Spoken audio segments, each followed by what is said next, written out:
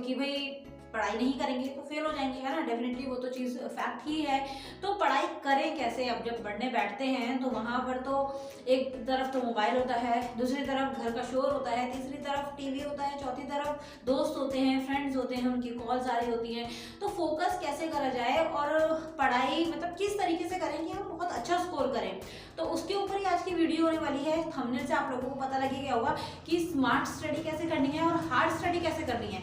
अब यहाँ पर डिफरेंस की अगर मैं बात करूँ, कई बच्चों को समझ नहीं आ रहा होगा कि मैम स्मार्ट स्टडी का मतलब क्या है और हार्ड स्टडी का मतलब क्या है। स्मार्ट स्टडी का मतलब ये है कि अगर आपको 100 क्वेश्चंस हैं और उसके अंदर से आप सिर्फ 50 क्वेश्चंस पढ़ें और उन्हीं 50 में से आपका same as it is paper आ जाए, तो उसका मतलब होता है स्मार्ट स्टडी, क्योंकि आपको बाकी के 50 क्वेश्चन तो पढ़ने नहीं पड़े।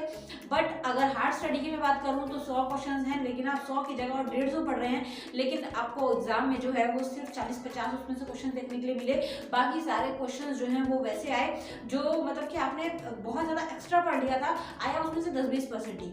तो वो चीज़ होती है हार्ड स्टडी। अब स्मार्ट स्टडी करके जो है बच्चे परसेंटेज बहुत अच्छी लेके आते हैं, और हार्ड स्टडी करते हैं लेकिन जिनका लक साथ देता है, मतलब जिनका वही क्वेश्चन आ गए जो पढ़े हुए थे वो ठीक है, अदरवाइज जो है उनका स्कोर जो है वो बहुत कम हो जाता है।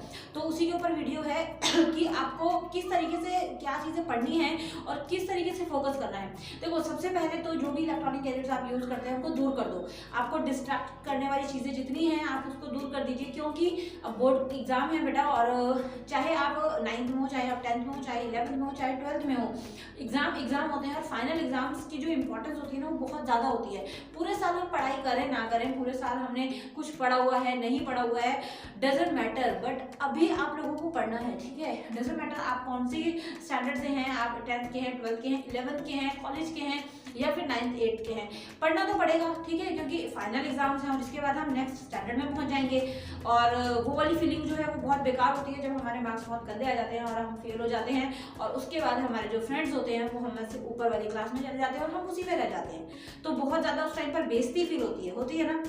आपके भी आसपास के दोस्त होंगे या फिर आप भी कोई ऐसा स्टूडेंट हो जो एक बार फेल हो चुका हो, दोबारा जो आप एग्जाम दे रहा हो, तो वो बच्चे जो है वो ये चीज़ समझ सकते हैं कि हाँ मैम बहुत ज़्यादा हेजिटेशन होती है, बहुत ज़्यादा मतलब कि एक झिझक हो जाती है, बहुत ज़्यादा शर्म आने लग जाती है इस टाइम पर कि हाँ हम दोबारा जो है वो क्लास करेंगे।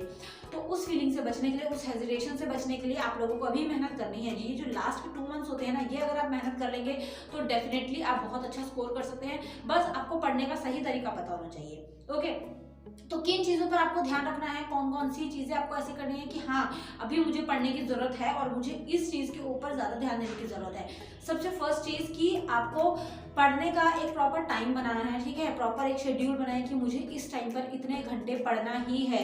क्योंकि अगर आप उस टाइम पर पढ़ते हैं, जैसे मान लो कि कई बच्चे क्या करते हैं, हम लोग भी करते थे जब अपने टाइम में होते थे, तो हम लोग क्या करते थे, पढ़ने बैठ जाते थे, उसके बाद हमारा कोई दोस्त आ गया, वो आके बैठ गया, फ़ोन आ गया किसी का, उस पर लग गए, या फिर कोई भी चीज़ होती थी। अब उस टाइम पर जब हम 10th 12th में थे, मैं उस टाइम पर तो इतना क्रेज़ नहीं होता था, मोबाइल वगैरह की शॉर्ट्स देख रहे हैं, रील्स बना रहे हैं, रील्स देख रहे हैं, इतना ज़्यादा क्रेज़ नहीं था, और हम लोगों के पास टच फोन वगैरह भी नहीं होते थे, जो मैं सच अगर बोलूँ तो अभी बच्चे क्या है जनरेशन का, अब आप लोगों ने मोबाइल में अगर कोई चीज़ लगाई है और आप सोच रहे हैं कि हाँ ये चैप्टर मुझे नहीं आता है, मुझे इसको जो है फ़ोन से करने की ज़रूरत है, और टीचर ने भी बोला था कि आप फ़ोन से जो है इस चैप्टर को ख़त्म कर लेना, तो ठीक है मैं यूट्यूब निकालता हूँ, यूट्यूब निकाला और करने शुरू करा, तो वहीं पर हमें एक अच्छे से शॉर्ट दिख गई जो हमारी पसंद की थी, चाहे वो हमारा फेवरेट गेमर हो, चाहे वो एक हमारा फेवरेट हीरो हीरोइन के सॉन्ग्स हों, या फिर कोई कुकिंग रेसिपी हो, कुछ भी जो हमें पसंद है, हम वहाँ पर डिस्ट्रैक्ट हो जाते हैं और उसमें लग जाते हैं। बस एक शॉर्ट चलाने की देर है, उसके बाद धीरे धीरे धीरे धीरे स्क्रॉलिंग करते रहोगे, वो कभी खत्म नहीं होगी, आपके पेपर भी आ जाएंगे ना, तब भी नहीं खत्म होगी, इतनी शॉर्ट्स होती हैं। तो आप लोगों को फोकस करने की जरूरत है।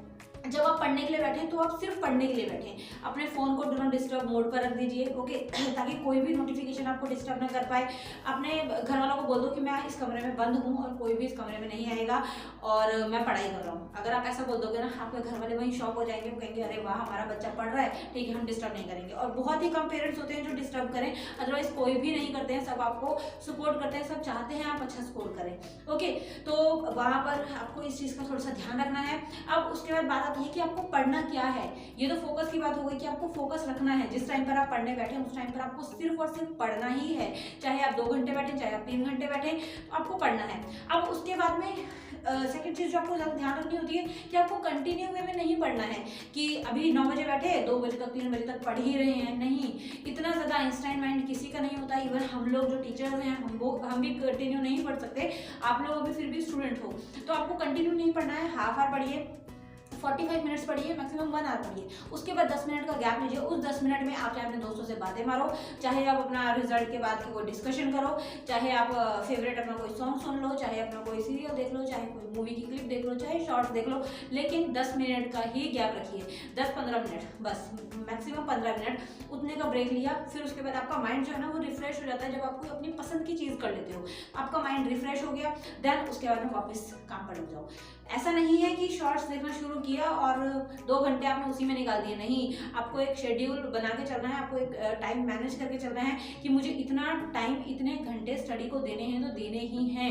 ठीक है बच्चे, अगर इस टाइम पर अगर आपने ये चीज़ें समझ ली ना तो आपको ये फ़ायदा जो है आगे जाके होगा। तब आप बोलोगे, तब आप मुझे याद करोगे, मुझे ब्लेसिंग्स दोगे कि मैम आपने मुझे बोला, आपने ये बोला था और इस तरीके से मैं चला हूँ और मेरे इतने अच्छे स्कोर आए हैं।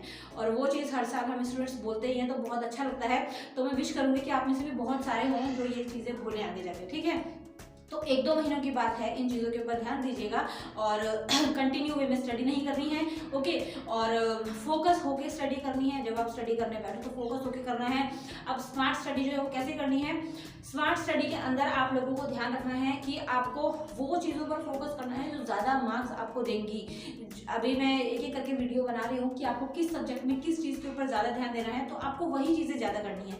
ठीक है, तो आपको स्मार्ट स्टडी को लेके ही पढ़ाई करनी है। आपको गधों की तरह लगे नहीं रहना है कि हाँ पढ़ रहे हैं, जो मिल रहा है बस पढ़े जा रहे हैं। नहीं, आपको सिलेबस देखना है, आपको पैटर्न देखना है, आपको मैक्सिमम मार्क्स देखने हैं, कौन सा चैप्टर गेन कर रहा है, कौन से पॉइंट्स जो है वो मैक्सिमम मार्क्स दे रहे हैं, कौन से टाइप की क्वेश्चंस जो है सॉरी कौन से टाइप के क्वेश्चंस जो है वो मैक्सिमम आ रहे हैं। तो ये चीज़ें जो हैं आइडियाज़ लीजिए। नहीं मिलते तो आप मुझसे पूछिए, कमेंट कीजिए, टेलीग्राम पर आइए, वहाँ पर डिस्कस कीजिए। और भी बहुत सारे यूट्यूब पर टीचर्स हैं, आप जिनको फॉलो करते हो आप उनसे पूछें, सब आपकी हेल्प करेंगे। डेफिनेटली सारे टीचर्स बहुत ही अच्छे हैं, तो आपकी जिनसे बॉन्डिंग बनती है आप उनसे हेल्प लीजिए और उन्हीं चीज़ों को ऊपर फोकस कीजिए जो एग्जाम में आपको मार्क्स दिलाएंगी। उन चीज़ों को पढ़ने की जरूरत नहीं है कि जैसे होता है ना कि मतलब कि पढ़ रहे हैं बस खिचड़ी पक रही है और पढ़े जा रहे हैं। उस तरीके से पढ़िए कि जो आपको अच्छा मार्क्स दिलाएं। आपको मेहनत तो करनी पड़े लेकिन वो मेहनत आपको 100% रिजल्ट दे, उस तरीके से मेहनत करनी है। ओके बच्चे, that is called smart study. Hard study के अंदर आप सब कुछ पढ़े जा रहे हैं, जो आपको मिल रहा है वो पढ़े जा रहे हो।